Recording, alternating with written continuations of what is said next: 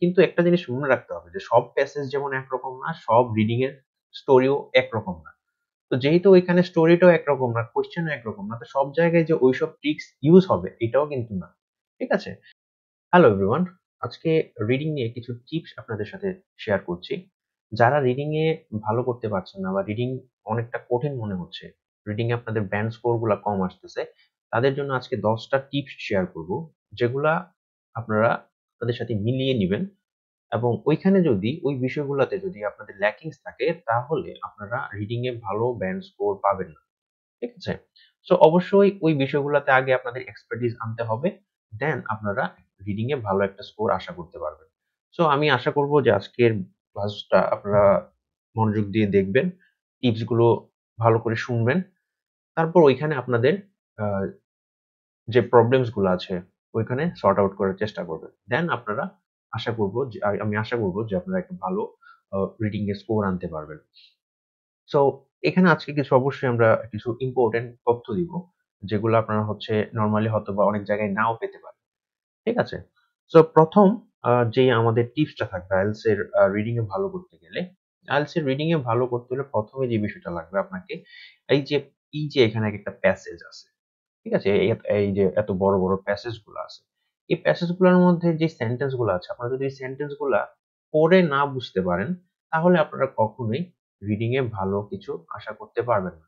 So আপনাদেরকে রিডিংটা পড়ে এখানে সেন্টেন্সটা বুঝতে হবে যে এখানে কি বলতে চাইছে। এটা যদি আপনারা ক্লিয়ার না হন, তাইলে এখানে কখনোই আপনারা ভালো স্কোর আশা করতে পারেন না। সো এখানে যেমন আপনাকে এই প্যাসেজটা পড়ে বুঝতে হবে, ঠিক তেমনই আপনাকে আপনার যে কোয়েশ্চেনস গুলো আছে, ওই কোয়েশ্চেনস গুলোও আপনাকে বুঝতে হবে যে আপনার অ্যান্সারটা কি চাইছে। সো এখানে যদি আপনাদের আন্ডারস্ট্যান্ডিং টাইপ প্রবলেম থাকে বা এখানে যদি আপনার ল্যাকিংস থাকে, তাহলে আপনি আইএলটিএস রিডিং এ ভালো স্কোর করতে পারবেন না এবং এই বিষয়টাতে সর্বপ্রথম আপনাদের কাজ করতে হবে। দ্বিতীয় যে বিষয়টা হচ্ছে, সেটা হচ্ছে ধরেন যে আপনাদের আ ভোকাবুলারি যদি ল্যাকিংস থাকে, তাহলে আপনারা এই আইএলটিএস এ ভালো করতে পারবেন না। কারণ এখানে আইএলটিএস এর প্রতিটা কোয়েশ্চেনে তারা সিনোনিম ইউজ করে। বা দেখা যাচ্ছে যে এখানে একটা ওয়ার্ডের যেই ভাবে প্রশ্নেতে লিখা, সেটার ব্যতিক্রমভাবে এইখানে লিখা থাকে। ব্যতিক্রম বলতে হচ্ছে যে এখানে সিনোনিমস গুলা ইউজ করে আরকি তারা। ঠিক আছে? সেম ওয়ার্ড বা সেম বিষয় আমরা এইখানে পাই না। তো আমাদের যদি এইখানে ভোকাবুলারি ল্যাকিংস থাকে, তাহলে আমরা না সেন্টেন্সটা পড়ে বুঝতে পারবো, না হচ্ছে তাদের যে কোয়েশ্চেন ওইটা ধরতে পারবো। সো অবশ্যই আপনাকে চেষ্টা করতে হবে আপনার ভোকাবুলারি বিল্ড করার। সো ভোকাবুলারি যদি আপনি ডেভেলপ না করতে পারেন, তাহলেও আপনি আইএলটিএস রিডিং এ ভালো স্কোর আশা করতে পারবেন না। অবশ্যই আপনাকে এখানে ভালো ভোকাবুলারি একটা স্কিল লাগবে। দ্বিতীয়ত যেটা হচ্ছে আপনার স্পিড রিডিং অ্যাবিলিটিটা বিল্ড আপ করতে হবে। স্পিড রিডিং অ্যাবিলিটি মানে হচ্ছে ধরেন আপনি দ্রুত, যে যত দ্রুত পড়ে এখান থেকে বুঝতে পারবে, পড়ে বুঝতে পারবে যে এখানে কি বলতে চাইছে। সেখানে আরেকটা বিষয় হচ্ছে যে দ্রুত পড়লেই শুধু হবে না, সেখান থেকে আপনাকে সামারাইজটাও করতে হবে যে আপনি এখান থেকে এই পর্যন্ত প্যারাটা পড়লেন এবং যত দ্রুতই পড়ুন না কেন আপনাকে অবশ্যই এখান থেকে একটা সামারি বের করতে হবে যে আসলে এখানে কি বলতে চাইছে। ধরুন আমাদের যেই স্ক্যানিং টাইপের যে কোয়েশ্চেনস গুলা থাকে, যেমন হেডিং ম্যাচিং থাকে, রেফারেন্স ম্যাচিং থাকে। তো ওইগুলাতে আমাদেরকে কি করতে হবে? যে সেন্টেন্স ম্যাচিং যেটা বলে আরকি। সো ওইগুলাতে আমাদেরকে কি করতে হবে? সো ওইখানে আমাদেরকে অবশ্যই এই প্যারাটা পড়ার পর আমাদেরকে এখানে বুঝতে হবে যে এখানে অ্যাকচুয়ালি কি বলতে চাইছে, কি বিষয় এখানে ফোকাস করা হয়েছে। এই বিষয়টা যে যত দ্রুত ক্যাচ করতে পারবে সে ভালো স্কোর করতে পারবে। সো এই বিষয়টাতে যদি আপনাদের প্রবলেম থাকে, তাহলে আপনারা রিডিং এ ভালো স্কোর করতে পারবেন না। নেক্সট যে বিষয়টা হচ্ছে সেটা হচ্ছে আপনাদের কিওয়ার্ড।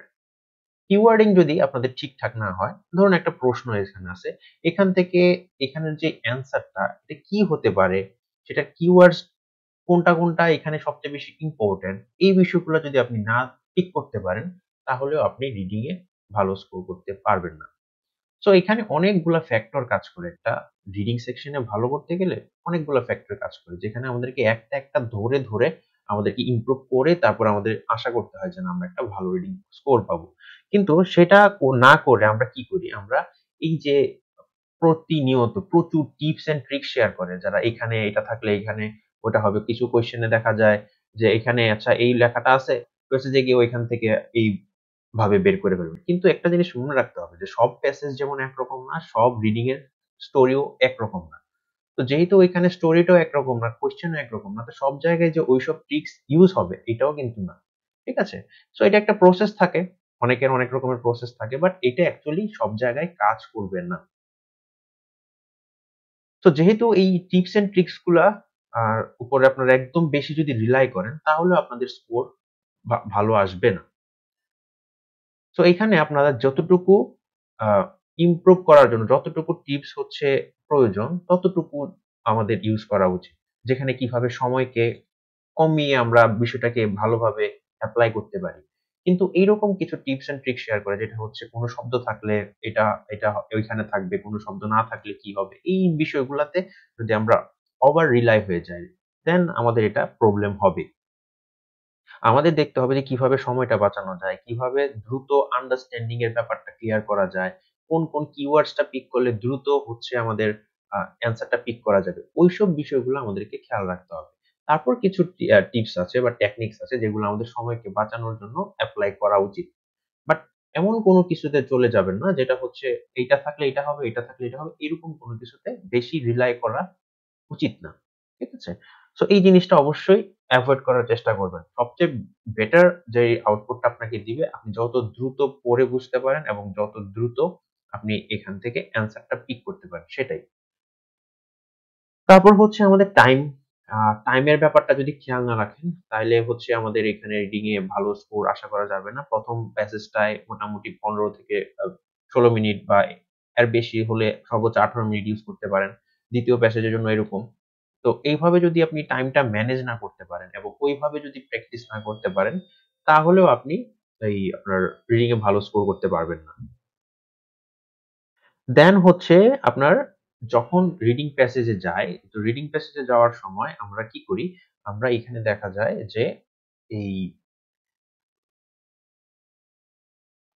এইখান থেকে যখন আমরা কোন কিছু এই অ্যান্সার না পাই বা অ্যান্সার পিক করতে পারি না, তখন আমরা কি করি? হযবরলভাবে খোঁজা শুরু করি। বাট অ্যাকচুয়ালি এইটা করা উচিত না। হযবরলভাবে কোন কিছুই আপনি আ অ্যান্সার দিতে যাবেন না। যখন আপনি দেখতেছেন আপনি পাচ্ছেন না, তখন একটু স্থির হন, একটু কম্পোজার টা ঠিক করেন যে আপনার পেশেন্ট বা আপনার এলোমেলো যে হয়ে যাচ্ছে এই বিষয়টাকে একটু ঠিকঠাক করেন। আগে একটু ধৈর্য ধরেন। সো এখানে তখন আপনারা কি করতে পারেন? তখন আপনারা একটু শান্ত হবেন। তারপর আপনি আবার আপনার যে প্রসেস, ওই প্রসেস এ চলে যাবেন। যেহেতু আমাদের এই IELTS এর অ্যান্সার গুলা এইভাবে ক্রমান্বয়ে থাকে। সো এখানে আপনি যদি কোনো কিছু না পান সেটাতে বেশি সময় নষ্ট করবেন না। চেষ্টা করবেন যে একটা সিরিয়াল মেইনটেইন করতে এবং যদি দেখতেছেন যে একটা কোয়েশ্চেন পাচ্ছেন না, ওইটা স্কিপ করে পরেরটায় চলে যাবেন অবশ্যই। সো এভাবে যদি একটা কোয়েশ্চেনের পিছনে আপনি পড়ে থাকেন এবং এটা যদি না বের করতে পারেন, তাহলে আপনি রিডিং এ ভালো স্কোর করতে পারবেন না।